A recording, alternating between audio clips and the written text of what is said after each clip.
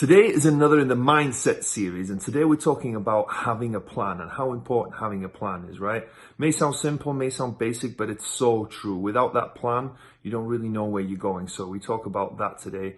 Again, I'm joined by Mandy McAllister, my co-host. So really enjoyable episode. Make sure you check out all of this. I think it might help some of you. Hopefully it'll help all of you. So just enjoy today's episode about having a plan.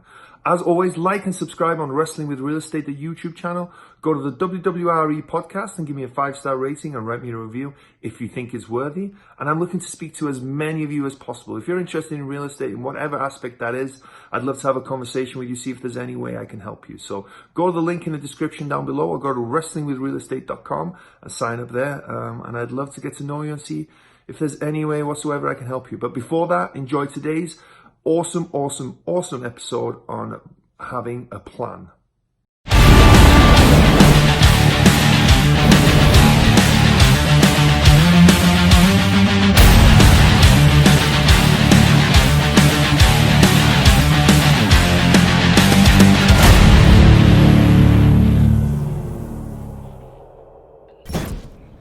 Hello and welcome to Wrestling with Real Estate, where we look to chokeslam all our real estate problems. I'm your host, former WWE wrestler, and now Cirque du Soleil performer, and of course, multifamily real estate investor, Barri Griffiths. Now today is an amazing day. Why?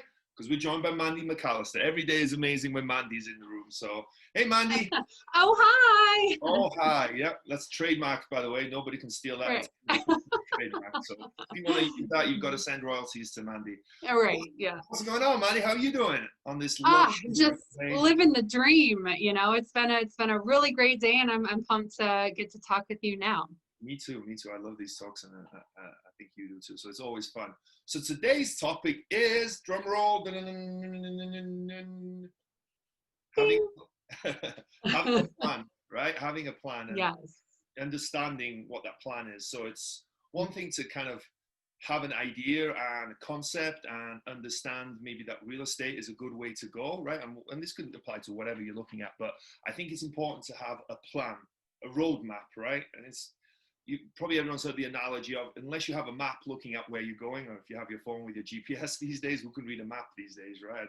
I probably can, but if you don't have that roadmap of where you're going, how are you going to know how to get there, right? If you try to fly to New York by a flight and you don't have that plan and that route planned out, you might end up in, Florida or whatever, which couldn't be so bad. But, this is it's turned into a terrible analogy. But basically you need a plan of where you're going, because otherwise you won't know where you're headed, right?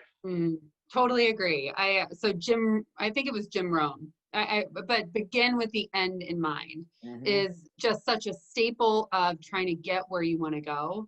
And for me, and just about every success I've ever been able to celebrate in my life, it's because I figured out where I wanted to go, and then I reverse engineered the way to get there.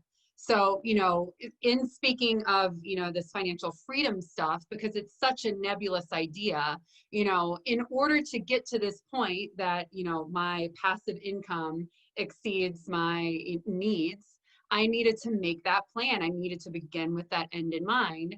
And, I actually, maybe we could link to the video I made of reverse engineering that, but that's really kind of what got me to a place that my needs are now met from passive income, because I knew exactly where I needed to go and I made that plan. Yeah, that's awesome. Yeah. So basically what you do for people who don't understand is you figured out what you wanted in terms of a financial aspect, right? First off, you figured out that you wanted financial independence, and that looks different for everyone else. So you want to understand. So that word financial independence is cool, but it means something different to everyone, I think. And you need to understand what that looks like. You figured out what that kind of looked like for you, right? What that number was for you. And then this, I'm sure this is ever changing for everyone as you hit a goal, or how you aim to a goal is changing. And I know it has for you, but you figured out that goal. And then you figured out what it would take to get to that goal, right? Rather than saying, hey, I'm going to buy a rental property today, or I'm going to do a flip, or whatever it is in real estate that you're doing, you figured out where you wanted to go, and you figured out how many flips, or how many units, or how many rental properties you needed to get to that goal, right? And I think, Exactly. it's a powerful thing once you understand that. And I think it's ever changing, because I realized that my first goal was to get to 40 single family homes. But then I realized, wait, 40 single family homes, that's a lot of homes to buy, a lot of transactions, a lot of time and a lot of effort to go into that. Whereas you can buy one apartment complex. And that also changed from buying 40 units in an apartment to 100 or 200 is ever changing. But you've got to have that idea in mind. So as always, right? Maybe I should call you Mrs. Actionable Tips, Miss Actionable Tips, right? Because you're the best at actionable tips. That could be a wrestling name. Thank you. Miss Actionable Tips. But what are some actionable tips that people can take with this? Yeah, I think that it applies in two ways. When, first you've got to make that big goal, right? And the idea of sometimes just doing the math.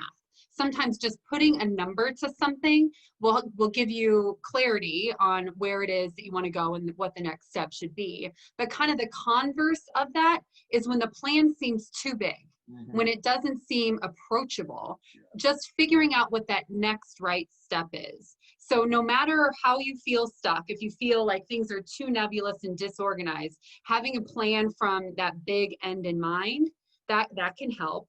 But also, if it's too much is going on and you don't know what to do next, just trying to figure out what the next right thing is can be very helpful too. And I have a lot of people that I work with that's what we figure out. All right, this week, what is the next right step?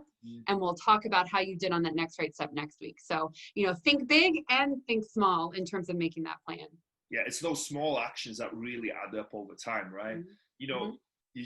That's so true what you said, that if you set yourself a big goal, and it's good to set big goals, you should set big goals, right? Because it gives you big goals to achieve. And you usually, even if you don't achieve those goals, even the lower down level of that is probably going to be a really good level for you to hit. I know it is with my goals, but those goals can be so big sometimes. If you just look at that goal alone, you think, oh my God, how am I going to do this? How is this going to happen? But if you have those small actionable tips, right? What can I do today, right? What can I do in the next 5 minutes? What can I do this week? And you just eat away at that. You just those small, and it builds momentum for one, but also you'd be surprised how much you achieve through those small through those small actions, right? And a good book, I think we've talked about this before, is The One Thing, right? I love that book. What is the one of my favorites? Yeah. And that's a brilliant book. It talks about that, kind of breaking it down and figuring out what you can do. So I think everyone can take action, right? And everyone can create actionable tips, right? If you just figure out what your goal is, and if you just take that time, and there's plenty of information about setting goals and realizing what your why is and all that stuff, and it all fits into that. But taking action is huge in towards those goals, right? Right. Well, I mean, there's another quote I saw recently that even if you're on the right track, if you just sit there, you're going to get run over by the train, So if you're not taking steps, if you are not taking any action towards what it is that you want to do, then you're not going to get there. And if you have a plan and you know what the one next little granular thing to do is, it becomes significantly easier to not waste time.